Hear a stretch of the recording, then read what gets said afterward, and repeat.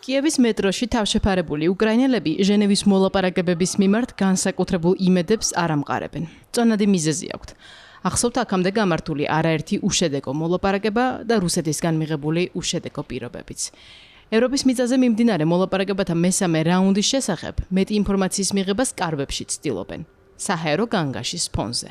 მოლაპარაკებების პარალელურად რუსეთიდან მომდინარე მასირებული იერიშების გამო. ასეთი შეხვედრა ბევრი ჩატარებულა, ძალიან ბევრი უსაუბრიათ ცეცხლის შეწყვეტაზე. სწორედ ამის გამო არ მაქვს რწმენა, რომ შედეგი დაიდება.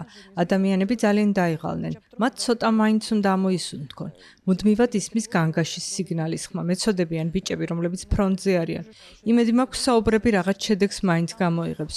გსურს გჯეროდეს ამისი, მაგრამ ეს რამდენჯერმე უკვე დავიჯერეთ და უშედეგოდ. მიუხედავად ამისა, იმედი ბოლოს კვდება.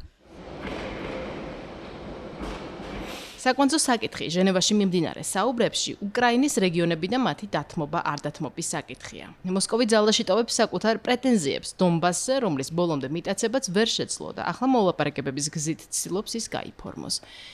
კიევი ხისტ განცხადებებს ერიდება, თუმცა არაერთხელ აქვს ნათქვამი, რომ ომის დასასრულებლად უკრაინელი ხალხი მხოლოდ ღირსეულ პირობებს დათანხმდება.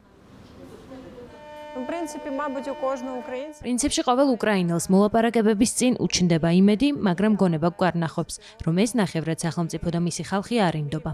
და ვერ დავამყარებთ იმედებს მათი მხრიდან რაიმე დათმობაზე ან ჩვენთვის მდგომარეობის გაუმჯობესებაზე.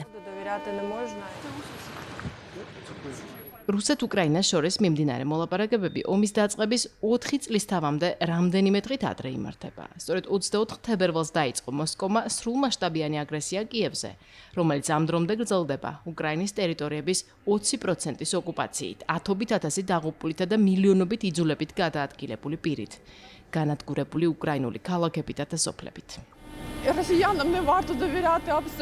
არავინ უნდა ენდოს რუსეთს აბსოლუტურად. მცირედითაც კი. მართლა მსურს მჯეროდეს, რომ ამ შეხვედრის შემდეგ რამე შეიცვლება, თუმცა დიდი იმედი არ მაქვს. რაკეტები ჩვენ ცაზე ყოველდღიურად აფრინავენ. მადლობა ღმერთს, დღეს იმდენი შაჰედი არ გამოუყენებიათ. ჩვენ მე-9 სართულზე ვცხოვრობთ. გვსურს გადავრჩეთ. ჩემი ქმარი ჯარშია. დიდი ხანია მასთან კონტაქტი არ გვქონია. არაფერი ვიცი მასზე. მართლა მსურს ყველაფერი მალე მორჩეს, რადგან ეს ყველაფერი ყველასთვის ძალიან რთულია. Так хочеться, щоб це все скоріше закінчилося, бо це дуже важко, для усіх важко.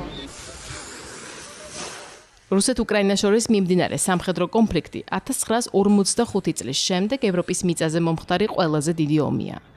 ამ დროისთვის არსებული მონაცემებით კი მისი დასრულების სიგნალები ჯერ არ იკითხება.